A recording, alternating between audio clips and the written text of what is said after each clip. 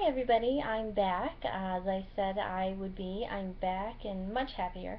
Like I said, I have no idea why. Disability just makes me angry and cry and a mess. So, anywho, I'm done with that. I started reading the Sjogren's book. That's actually the name of it.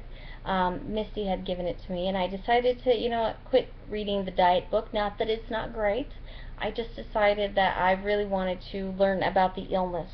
And I will say that I'm in 20 pages of it, but fascinating. I've really actually learned a lot, and I just wanted to go over a few things that I learned that maybe could help us, and we could talk about it and just discuss, because there's a few things that actually are quite interesting, and then, open up some discussion about that, and then how to approach our doctors and not make them, angry with us, or make them want to not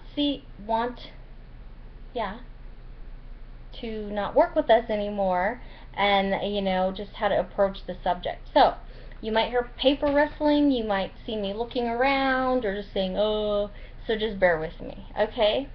So pretty much, since 2010, there hadn't been a whole lot of major initiatives to work with, Sjogren's.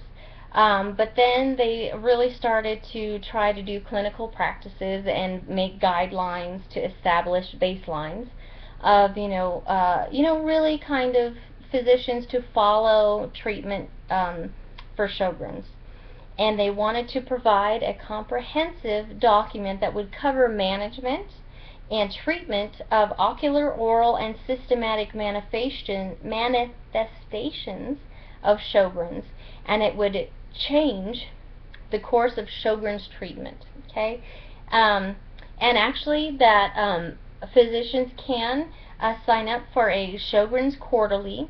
It is printed, of course, 4 times a year, hence, it is quarterly magazine, and it does discuss the latest in research, and it features Clinic Corner, and they do actually do clinical trials. So I'm going to be going onto the Sjogren's Foundation website to see what kind of clinical trials, where they are, and how you get in them. It's currently considered a disease now. It's no longer a syndrome. It is identified actually as and it actually is identified now as an autoimmune disease. So it is an autoimmune disorder now. So that, works. Of course, the signs and symptoms. The most distinctive, of course, dry eyes, dry mouth, we know. For the eyes, gritty sensations, sense of foreign bodies in your eye, itching, redness, sensitivity to light. Mouth, difficulty chewing, swallowing, speaking, severe progressive dental stuff, which we kind of know about that. Ugh. Other organs in the body that secrete moisture and moist material, usually as a form of mucus, can also participate in this dry or sicca syndrome, and can produce troublesome symptoms in patients with Sjogren's, as we kind of know that.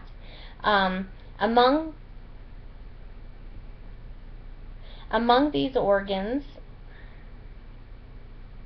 among these organs are the lungs, the upper airways, such as the nose, throat, and the skin, and for ladies, of course, the vagina. But they are not used to define the disease.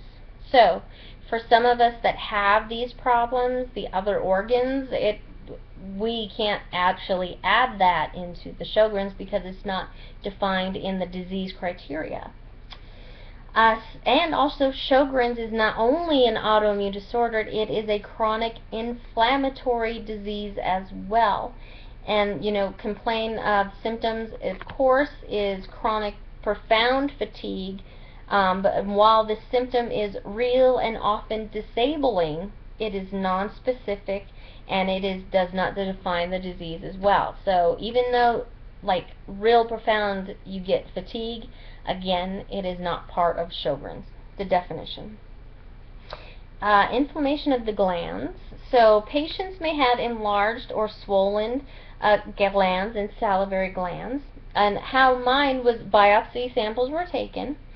of the glands, and they were examined. And what happened is they get infiltrated by white blood cells, and that includes B cells or antibody producing lymphocytes. Okay? And what happens is they get activate the T lymphocytes, and together these kind of they localize and they inflame, and they can destroy the gland. And that's similar to what happens in type 1 diabetes in the pancreas. And so that's what happens in the RA in the tissues. So that's what happens in autoimmune disorders, is that it kind of gets in there and it says, hey, go and kill these glands. Okay? And so that is what happens, is that the autoimmune and the inflammatory disease kind of go together. It's the, hey, that's a bad guy, and they go surround them and they kill it. So they're killing the disease. Diagnosis early is great, of course, because the glands that have been invaded but not yet destroyed and, you know, enough have that they can kind of, you know, be medicated, and then they won't die. So a lot of times by the time we're actually, you know, said, hey, you have Sjogren's, a lot of those have already died. Like, I actually realized that now I had a high SSA lab, which is the blood test for that, and that's what sent me to my first rheumatologist in early 2010. And that was when I thought, oh, well, that's in lupus category. I did my research, because I thought, Sjogren's, no way, because no eyes, dry mouth. And that rheumatologist said no way. And I know that one of the other people I've spoken with, they have that rheumatologist, and I guess now they realize that that is Sjogren's. I'm going to go ahead and have to start with part 2, because again, you know, my system's crazy. So this is in a part 1, and we're going to jump into part 2.